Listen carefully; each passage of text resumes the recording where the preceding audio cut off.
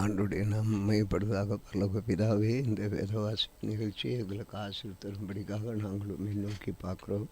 கர்த்தர் கூட இருந்து நடத்துவீராக. அப்பா இயேசுவே, தொடர்ந்து நீர் எங்கள் மத்தியில் அசைவாடுவீராக. பரிசுத்த ஆவியானவர் இந்த வேதவாசிப்பு நிகழ்ச்சியின் மூலமாக நீங்கள் மகிமைப்படும்படி ஜெபிக்கிறோம். கர்த்தாவே, இந்த உமக்கு மகிமை செலுத்துகிறோம். இயேசு கிறிஸ்துவின் நாமத்தில் வேண்டிக் கொள்கிறோம். நல்லவரே, வல்லவரே, உண்மையே நாங்கள் சார்ந்திருக்கிறோம். தேவ சித்தம் எங்கள் வாழ்க்கையில் நிறைவேறட்டும். ஆமென். அன்பு நேயர்களே, இந்த வேத வாசிப்பு நிகழ்ச்சி உங்களுக்கு அளிப்பதிலே மிக்க மகிழ்ச்சி அடைகிறோம். நீங்கள் தொடர்ந்து இந்த வேத வாசிப்பு நிகழ்ச்சி நீங்கள் கேளுங்கள். ஒரு வருடத்திலே நீங்கள் எத்தனை முறை கேட்குறீங்களோ அத்தனை முறை நீங்கள் வேதத்தை வாசிக்கிறது போல, அதுமில்ல உங்களுக்கு நேரடியாக உங்களோடு ஆண்டவர் பேசுகிறார். என்னுடைய வாழ்க்கையில் அது மிகவும் பயனுள்ளதாக இருக்கிறது. அதைத்தான் நான் உங்களுக்கு சொல்லுகிறேன். கர்த்தர் உங்களோட ஆசீர்வதிப்பாராக. எந்த நேரம் வேண்டுமானாலும் நாம் இதை போட்டு கேட்டுக்கொண்டே இருக்கலாம். நித்திரை நேரத்தில் கேட்கலாம்.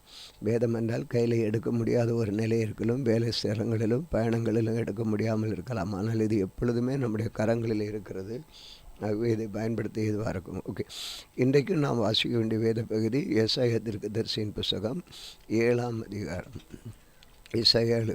உசியாவுடைய குமாரனாகிய யோதாமின் குமாரன் ஆகாஸ் என்னும் யூதா தேசத்து ராஜாவின் நாட்களிலே ரெட்சீம் என்னும் சீரியாவின் ராஜாவும் ரெமேலியாவின் குமாரனுமாகிய பெக்கா என்னும் இஸ்ரவேலின் ராஜாவும் எருசலேமின் யுத்தம் பண்ண வந்தார்கள். அவர்களால் அதை பிடிக்கக்கூடாமற் போயிற்று.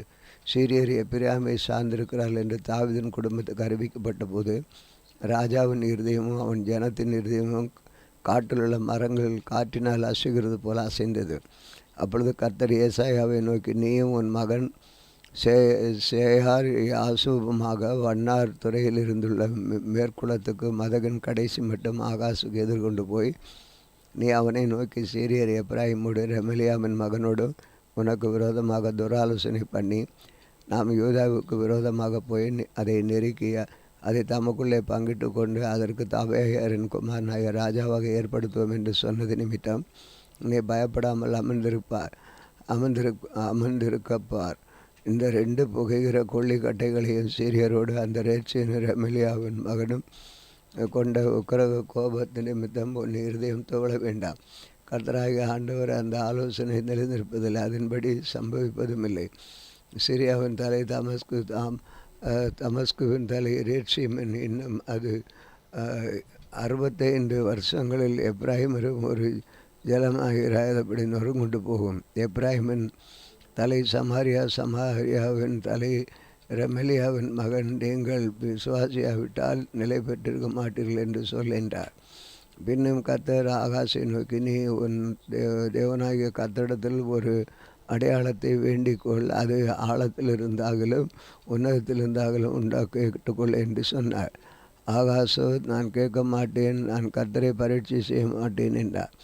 அப்பொழுது ஏசாயா, தாவீதின் வம்சத்தாரை கேளுங்கள், நீங்கள் மனுஷரை விசனப்படுத்துகிறது போதாதென்று என் தேவனையும் விசனப்படுத்த பார்க்கிறீர்களோ? அதனால் ஆண்டவர் தாமே உங்களுக்கு ஒரு அடையாளத்தை கொடுப்பார். இதோ, ஒரு கன்னிகை கற்பவதாய் ஒரு குமாரனை பெறுவாய், அவருக்கு இம்மானுவேல் என்று பெயரிடுவாய். தீமையை வெறுத்து நன்மை தெரிந்து கொள்ள அறியும்படி வயது மட்டும் அவர் வெண்ணெயையும் தேனையும் சாப்பிடுவார். அந்த பிள்ளை தீமையை வெறுக்கவும் நன்மையை தெரிந்து கொள்ளவும் அறிகிறதற்கு முன்னே நீ அருவருக்கிற தேசம் அதன் 2 ராஜாக்களால் விட்டுவிடப்படும். எப்ராஹிம் யூதாவை விட்டு பிரிந்த நாள் முதல் வராத நாட்கள் கர்த்தர் உன்மேல் உன் ஜனத்தின் மேலும் உன் பிதாவுடைய வம்சத்தின் மேல் அசீரியாவின் ராஜாவினால் வரப்பண்ணுவார். அந்நாட்களில் கர்த்தர் எகிப்து நதிகளின் கடையாந்திரத்தில் உள்ள சாவையும் அசீரியா தேசத்தில் இருக்கும் தேநீரையும் பயில் காட்டி அழைப்பார். அவைகள் வந்து ஏகமாய் வனாந்திரங்களின் பள்ளத்தாக்குகளிலும் கண்மலைகளின் வெடிப்புகளிலும் எல்லா முட்காடுகளிலும் மேய்ச்சலுள்ள எல்லா இடங்களிலும் தங்கும். அக்காலத்திலே ஆண்டவர் கூலிக்கு வாங்கின சவகரின் கத்தியினால், அதாவது நதியின் அக்கறையில் உள்ள அசீரியா ராஜாவினால் தலைமயிரையும் கால் மயிரையும் சிறப்பித்து தாடியையும் வாங்கி போடுவிப்பார். அக்காலத்தில் ஒருவன் ஒரு இளம் பசுவையும் 2 ஆடுகளையும் வளர்த்தால் அவைகள் பூரணமாய் பால் கறக்கப்படுகிறபடினால் வெண்ணெயை சாப்பிடுவான். தேசத்தின் நடுவில் மீதியாயிருப்பவனும் வெண்ணெயையும் தேனையுமே சாப்பிடுவான். அந்நாளிலே 1000 வெள்ளிக்காசு பெறும் 1000 திராட்சை செடியாக இருந்த நிலமெல்லாம் முட்செடியும் நெரிஞ்சிலும் ஆகும். தேசமெங்கும் முட்செடியும் நெரிஞ்சிலும் உண்டாயிருப்பதனால் அம்புகளையும் வில்லையும் பிடித்து அங்கே போக வேண்டியதாக இருக்கும். மண்வெட்டியால் கொத்தப்படுகிற மலைகள் உண்டு. முட்செடிகளுக்கும் நெரிஞ்சில்களுக்கும் பயப்படுவதனால் அவைகளில் ஒன்றுக்கும் போகக்கூடாமையினால் அவைகள் மாடுகளை ஓட்டி விடுவதற்கும் ஆடுகள் மிதிப்பதற்குமான இடமாக இருக்கும் என்றார். அதிகாரம் 8. பின்னும் கர்த்தர் என்னை நோக்கி, நீ ஒரு பெரிய பாத்திரத்தை எடுத்து மனுஷன் எழுதியிருக்கிற பிரகாரமாக அதிலே மகேர் சாலால் அஸ்வாஸ் என்னும் எழுதி என்றார். அப்பொழுது நான் உண்மையுள்ள சாட்சிக்காராய் ஆசாரியனான உரியாவையும் எவரையாகிய குமாரனான சகரியாவையும் அதற்கு சாட்சிகளை வைத்து கொண்டேன். நான் தீர்க்கதரிசியானவனை சேர்ந்த பொழுது அவன் கர்ப்பவதியாய் ஒரு குமாரனை பெற்றான். அப்பொழுதுக்கு கர்த்தர் என்னை நோக்கி, மகேஷ் சாலால் அஸ்வாஸ் என்னும் பெயரை அவனுக்கு இடு. இந்த பாலகன் அப்பா அம்மா என்று கூப்பிட அறியும் முன்னே தமஸ்கு ஆசியும் சமாரியாவின் கொள்ளையும் அசீரியாவின் ராஜாவுக்கு முன்பாக கொண்டு போகப்படும் என்றார். இன்னும் கர்த்தர் என்னை நோக்கி, இந்த ஜனம் மெதுவாய் ஓடுகிற சீலோவாவின் தண்ணீர்களை அசட்டை பண்ணி ரேத்சீனையும் ரெமலியாவின் குமாரனையும் சார்ந்து சந்தோஷிக்கிறபடியினால் ஏதோ ஆண்டவர் வல்லமுள்ள திரளான ஆற்று நீரை போன்று அசீரியா ராஜாவை அவனுடைய சகல ஆடம்பரத்தையும் அவர்கள் மேல் புரள பண்ணுவார். அது அவர்களுடைய ஓடைகள் எல்லாவற்றின் மேலும் போய் அவர்களுடைய எல்லா கரைகளின் மேலும் புரண்டு யூதாவுக்குள் புகுந்து பிரவேசியும் கடந்து கழுத்து மட்டும் வரும் என்றார். இம்மானுவேலும் அவன் சட்டைகளின் விரிவு மது தேசத்தில் விசாலத்தை மூடும். ஜனங்களே, நீங்கள் கூட்டம் கூடுங்கள், முறியடிக்கப்படுவீர்கள். தூர தேசத்தாராக நீங்கள் எல்லாரும் செவி கொடுங்கள், இடைகட்டி கொள்ளுங்கள், முறிந்தோடுவீர்கள். ஆலோசனை செய்யுங்கள், அது அபத்தமாகும். வார்த்தையை வசனியுங்கள், அது நிற்காது. தேவன் எங்களோட இருக்கிறார். கர்த்தருடைய கரம் என்மேல் அமர்ந்து அவர் என்னுடனே பேசி, நான் இந்த ஜனத்தின் வழியிலே நடவாதபடி எனக்கு புத்தி சொல்ல விளம்பினது. இந்த ஜனங்கள் கட்டுப்பாடு என்று சொல்லுகிறதை பார்க்கலும் நீங்கள் கட்டுப்பாடு என்று சொல்லாமலும் அவர்கள் பயப்படுகிற பயத்தின்படி நீங்கள் பயப்படாமலும் கலங்காமலும் சேனைகளின் கர்த்தராகிய பரிசுத்தம் பண்ணுங்கள். அவரே உங்களுக்கு பயமும் அவரே உங்கள் அச்சமுமாய் இருப்பாராக. அவர் உங்களுக்கு பரிசுத்த தலமாக இருப்பார். ஆகிலும் இஸ்ரவேலின் 2 கோத்திரத்துக்கும் தடுக்கலின் கல்லும் இடறுதலின் கண்மலையுமாய் எருசலேமின் குடிகளுக்கு சுருக்கும் கண்ணியுமாய் இருப்பார். அவர்களிலே அநேகர் இடறி விழுந்து நொறுங்கி சிக்குண்டு பிடிபடுவார்கள். சாட்சி ஆகமத்தை கட்டி என் சீசருக்குள்ளே வேதத்தை முத்திரையிடு என்றார். நானோ யாக்கோபின் குடும்பத்துக்கு நமது முகத்தை மறைக்கிற கர்த்தருக்காக காத்திருந்து அவருக்கு எதிர்பார்த்திருப்பேன்.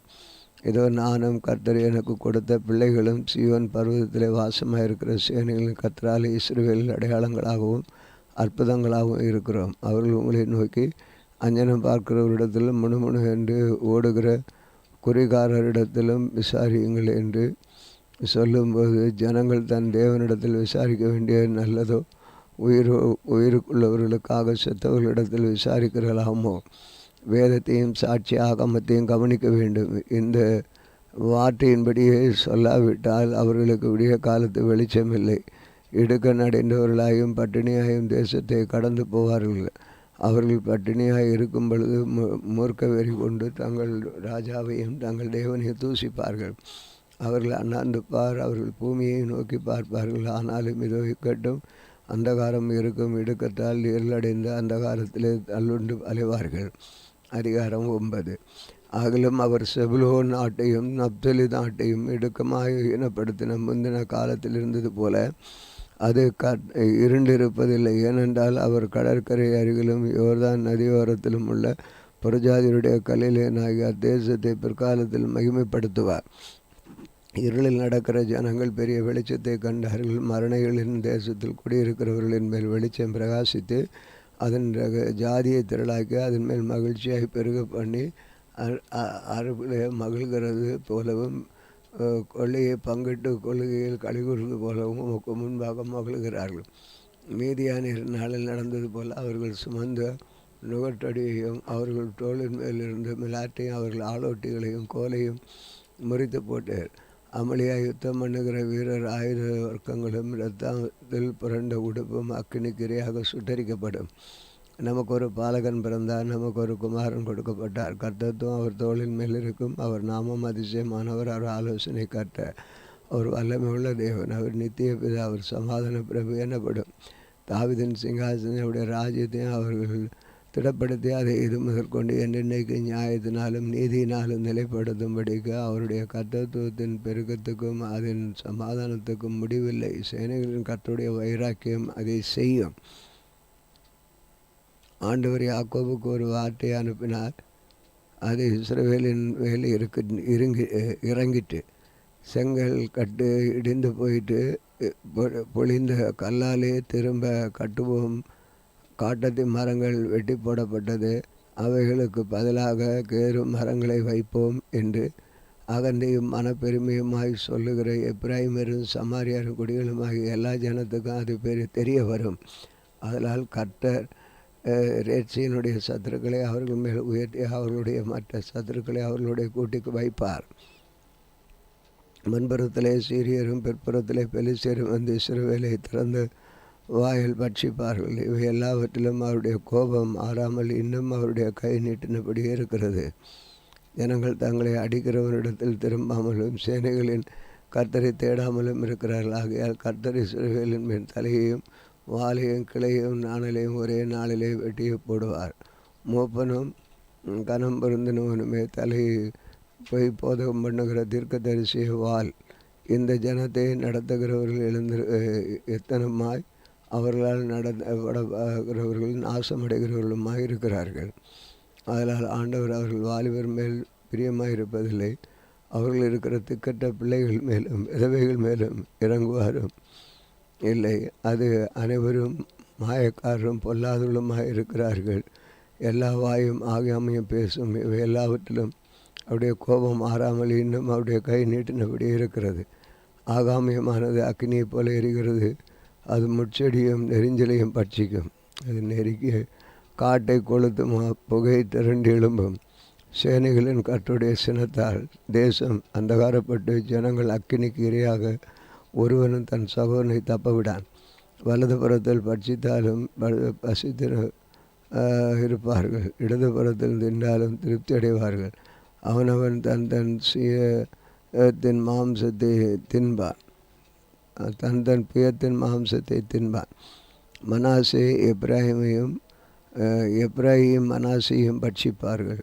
இவர்கள் ஏகமாய் யூதாவுக்கு விரோதமாக இருப்பார்கள். இவைகள் எல்லாவற்றிலும் அவருடைய கோபம் மாறாமல் இன்னும் அவருடைய கை நீட்டினபடியே இருக்கிறது.